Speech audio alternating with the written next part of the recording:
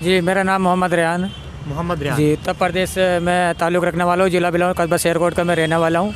जी, राजनीति politics party जो होती है, चाहे वो ओवैसी हो, ओवैसी जी से मैं सबसे पहले एक बात पूछना चाहूँगा। ओवैसी जी अगर जब हैदराबाद से आसाम जा सकते हैं, लेकिन यहाँ पर उत्तर प्रदेश के अंदर एक हाथरस में कांड हुआ था, उनके बीच आप क्यों नहीं पहुँचे थे? अगर मुसलमान का हक दर्द जानते हो तो आज तक आपने प्रधानमंत्री से ये कोई नहीं पूछा कि जो JNU से नज़ीब का नाम का एक बेटा उठाया गया था वो किस जगह है? कोई जांच नहीं बिठाई। लेकिन उत्तर प्रदेश के अंदर अगर कोई गरीब गुरबा मर रहा होता है तो पुलिस प्रशासन भी उसका साथ नहीं देती। लेकिन अगर कोई पार्टी का प्रत्याशी हो, मैं ये कहना चाहूँगा मुसलमान लीडर, सबसे पहले अगर मुसलमान अगर अपना आपको लीडर मानते हैं, किसी को नेता मानते हैं, तो मेरा मानना है और हर मुसलमान का यही मानना हो कि रामपुर से सांसद रह चुके और सांसद है, मैं आजम खाजी को ही मैं सेलेक्ट करूँगा। असाउद्दीन ओवैसी जो है एक अच्छे वो है, लेकिन उन्हें अगर मुसलमान को कोई बात करनी चाहिए तो वो मुसलमान जो है दीन की दावत के लिए बनाए। हमारे कभी बड़ों ने, आलिमों ने ये नहीं बताया कि आप वोट इकट्ठा करो। हमारे आलिम इस बात से डरते थे क्योंकि वोट में सबसे पहले झूठ बोला जाता है, कोई सी भी पार्टी के नेता हो, कांग्रेस। आप ये बताइए कि गरीबों को खून चूसने के लिए कोई सी भी सरकार हो, चाहे वो BJP सरकार हो या कांग्रेस सरकार हो, इससे पहले अभी BJP सरकार को यहाँ आए हुए सेंटर में मोदी जी को 7 साल हुए, 8वां साल लगा है। इससे पहले किसान आंदोलन जो छिड़ा हुआ है, मैं बताना चाहूँगा 10 साल शासन करने के बाद पंजाब के पैदा होने वाले डॉक्टर मनमोहन सिंह जी आदरणीय, वो अभी तक कोई किसान या किसी किसान के लिए, किसी देशवासी के लिए अभी तक नहीं बोले। कहाँ है, क्या है? कांग्रेस पार्टी से सबसे पहले मैं ये पूछना चाहूँगा कि सबसे बड़े लीडर मनमोहन सिंह जी कहाँ पर है? देखो, सबसे पहले इस तरीके की जो बात आपने मेरे सामने रखी है कि आजम खाजी ने अखिलेश जी को ज़मीन से उठाकर आसमान पर पहुंचाया, लेकिन ये सबसे पहले गलत सोचने की बात है क्योंकि आजम खाजी रामपुर के एक ही सांसद चुने जाते हैं और उनके 3 हैं, एक बेटा उनके विधायक चुना जाता है। लेकिन उत्तर प्रदेश के अंदर जब सरकार बनती है तो आपको कम से कम भी 224 सीट जीतनी पड़ती है। ठीक है, 403 विधानसभा सीट उत्तर प्रदेश के अंदर है, 404 अब हुई है। ठीक है, इससे पहले कोई ये नहीं है, लेकिन ये है पार्टी से बुजुर्ग आदमी है, बड़े अनुभवी आदमी है आजम खाजी, उन्हें अपने पिता सम्मान मानते हैं वो।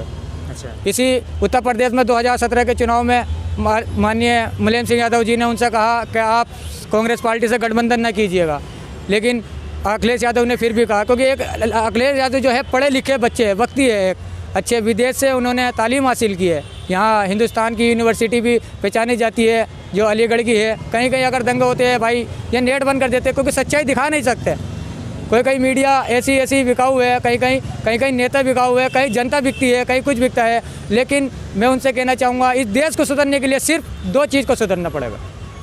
हमारे भारत को सुधारने के लिए सिर्फ 2 चीज़ सुधर जाए, मैं भी गारंटी ले सकता हूँ और आप भी गारंटी ले सकते हैं। सबसे पहले आप जब मतदानगढ़ की सूची हो, आप सबसे पहले लाइन में खड़े हो कि ये सोचे कि मुझे वोट किसे देना है।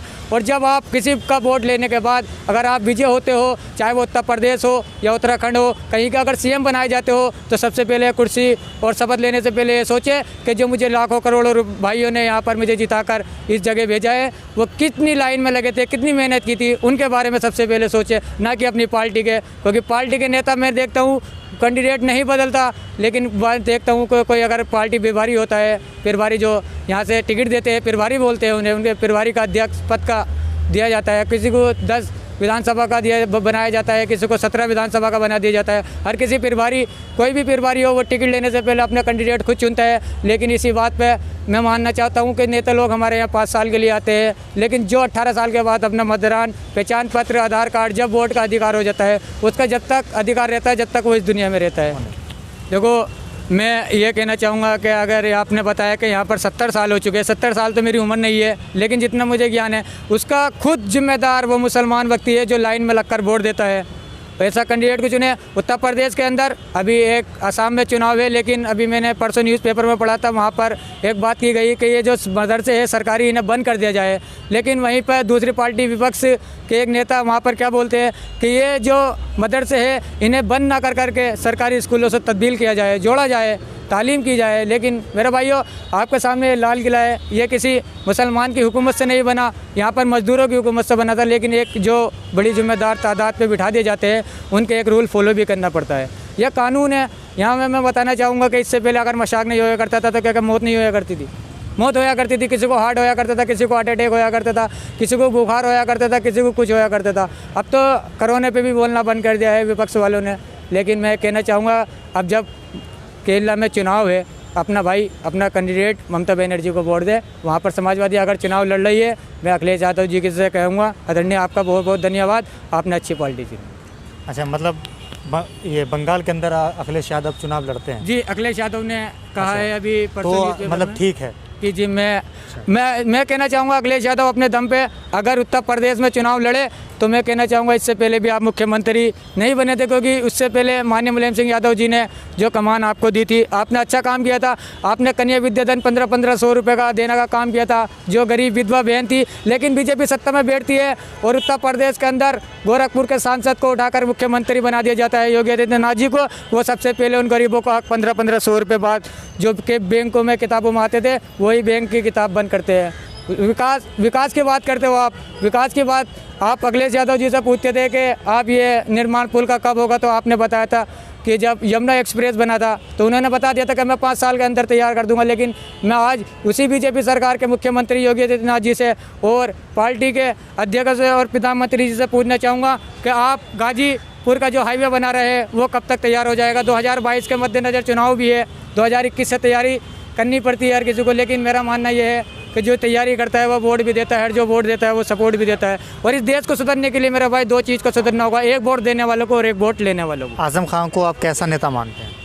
मैं आजम खान को बहुत अच्छा नेता मानता हूँ। क्यों? क्योंकि वो जब भी बोलते हैं शेरों के बीच में बोलते हैं, सदन के अंदर बोलते हैं, कहीं सड़कों पर नहीं बोलते। अगर भाई ये जो जुमलेबाजी है, जुमलेबाजी वाली सरकार तो बीजेपी पार्टी की सरकार है। 15-15 लाख रुपए आपको याद होगा नोटबंदी के टाइम पे माननीय नरेंद्र मोदी जी ने यह कहा था कि जीरो बैलेंस में मैं 15-15 लाख रुपए देने का काम करूंगा। उसके बाद भी आप प्रधानमंत्री बने, आपने 15-15 अगर लाख रुपए किसी एक व्यक्ति के अंदर भी डालो तो मैं कहना चाहूँगा कि आने वाली 26 जनवरी को इसी लाल किले से वो एक मुझे फोटो स्टेट कॉपी दिखा दीजिए।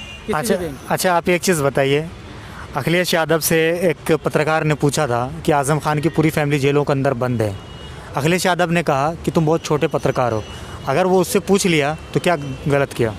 ठीक है, मैं सबसे पहले तो मैं उन पत्रकार भाई से ये कहना चाहूँगा कि आपने अखिलेश जी से ये सवाल किया कि आप छोटे आज़म खान की पूरी फैमिली जेल के अंदर है, लेकिन आपने कभी आज़म खान के पीछे जाकर के वहीं जेल में जाकर के आज़म खान जी से ये नहीं पूछा क्या उनकी जांच नहीं की? ये बताइए, आप इतने बड़े नेता होने के बाद कोई भेद चोरी कर सकता है? जो उत्तर प्रदेश की पुलिस उनके शासन में इंसान को न ढूंढ करके उनकी भेद ढूंढ कर दे देती है, तो वही पुलिस आज भी उसी रामपुर के अंदर होगी, उसी यूपी के अंदर होगी। जो भेद उन्होंने अगर चुराई है, मैं मानता हूँ इन्होंने मुकदमा ठोक रखा है बीजेपी वाले ने कि वो भेद चोर है, भेद चोरी का मुकदमा है। क्या वो सीबीआई, क्या पुलिस अपना काम छोड़कर बैठ गई? बीजेपी सरकार में कोई काम नहीं कर रही है। फिर सपा सरकार में पुलिस काम करती थी, बीजेपी सरकार में कोई काम नहीं है। वो पुलिस आज भी तो ढूंढ के निकाल सकती है। आपने मेरा सवाल का जवाब नहीं दिया। क्यों पत्रकार को, जो अखिलेश यादव ने कहा कि तुम बहुत छोटे पत्रकार हो, उसका हमको जवाब चाहिए।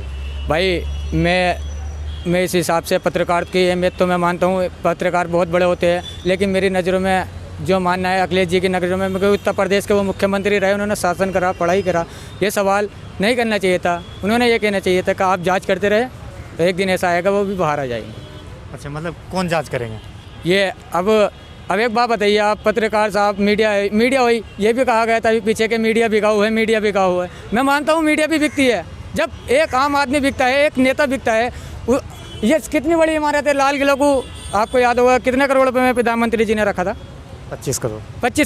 25 करोड़ में रखने के बाद एक चुनाव आता है, कहाँ का आपको भी याद होगा, कर्नाटक का चुनाव आता है। वहाँ पर 100 करोड़ का विधायक खरीदने के लिए हमारे प्रधानमंत्री जी के और पार्टियों के नेताओं के पास पैसा होता है 100 करोड़ का विधायक खरीदने के लिए। लेकिन 25 करोड़ रुपए में इतनी बड़ी इमारत, इतनी बड़ी आज, जिसे अगर हम कहीं जा भी बातें हैं, कहीं पाकिस्तान या श्रीलंका या अफ्रीका या सऊदी कहीं भी जाएंगे तो सबसे पहले पूछते हैं कि आप भारत में वहाँ से हो जहाँ पर दिल्ली में लाल किला है।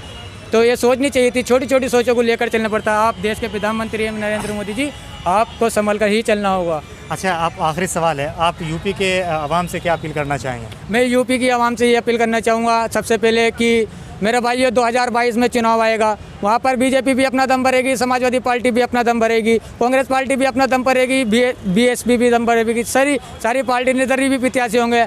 लेकिन आपको ये देखना होगा कि 2012 में क्या काम हुआ था, 2017 से 2022 तक क्या काम हुए थे, कितना विकास हमारे इस उत्तर प्रदेश के अंदर हुआ। राज्य सरकार, सेंटर सरकार, बीएसपी का भी राज रहा, कांग्रेस का भी राज रहा। उसी हिसाब से मैं ये कहना चाहूँगा कि आप एक ईमानदार, जो आपके साथ कंधे से कंधा मिलाकर चले, ऐसे कैंडिडेट को चुने।